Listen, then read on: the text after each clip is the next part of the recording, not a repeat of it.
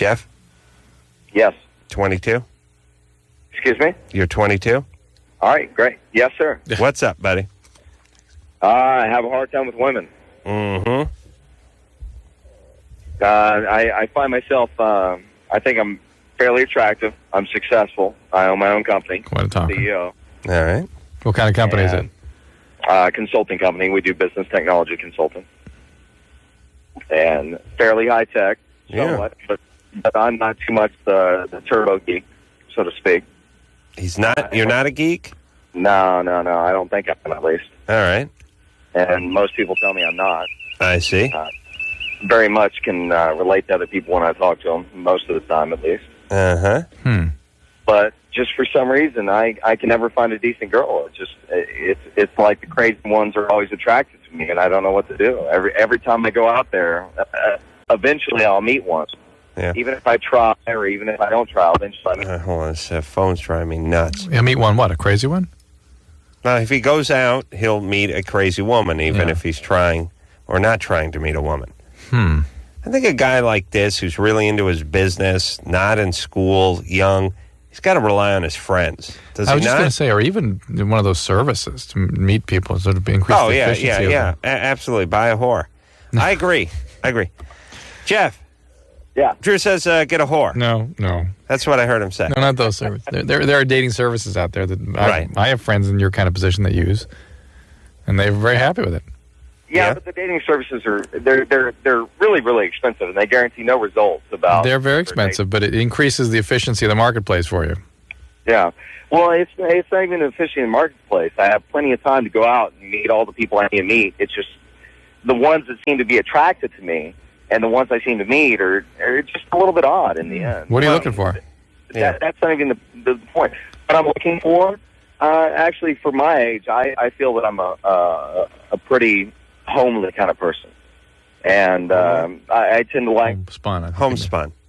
Yeah, right. Home is always fun. Right, make it fun. All right, Jesus Christ, he's so successful he can't afford a decent goddamn cell phone. Technology consultant.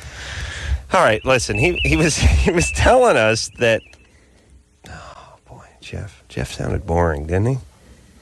A little Little what? I mean, a strong word. You know what the word schizoid means? Yeah. Kind of flat and not there so much. Hard to contact emotionally. Yeah, like everyone in our business. Yeah. Yeah. You don't know who you're talking to. You're just talking to like a painted mask. And I'm trying not to be pejorative or judgmental of the guy, but that's just the feeling you get from him. And when he's out there in the marketplace trying to connect with people in sort of superficial environments, that's the feeling they're going to be going by. Well, maybe he's a dynamic, very warm and empathic guy when he settles down a little bit with somebody. But he's got to get to that point. Right. How he presents himself, and it's nothing wrong with him. That's just how he is. And he says he's successful, but then he says he can't afford the dating service.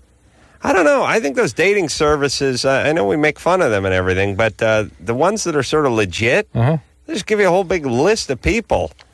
Get to tell you what age they are. Who you've matched up with. People they do? Yeah, the people just spend the week, they meet 30, 50 people, and the ones that seem to work together, they go out with. It's crazy. They got this, we worked with this guy, did this Jewish date thing. Had a new Jewish chick every, I don't know how great that is, but he had a new date he was going on dates like 3 times a week. They just keep coming. They just line them up, and you just mow them down with your penis. God. Jeff?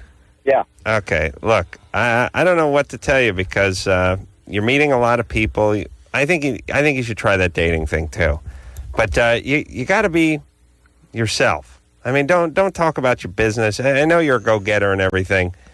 I'm not sure if you're giving people the right sense of yourself.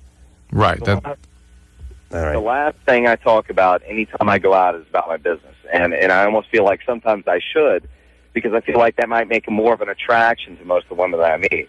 All right, start talking about your business. That's what I mean. But again, he's very cold and emotional. You know what I mean? Not a lot of affect attached to. Yes, women hate a stiff. Yeah, they really want. Women would be much more because they're so stupid. Those women, they would be much more attracted to the guy who sat there and talked about killing himself over dinner than one who just sat there and went like, I like white bread with mayonnaise on it.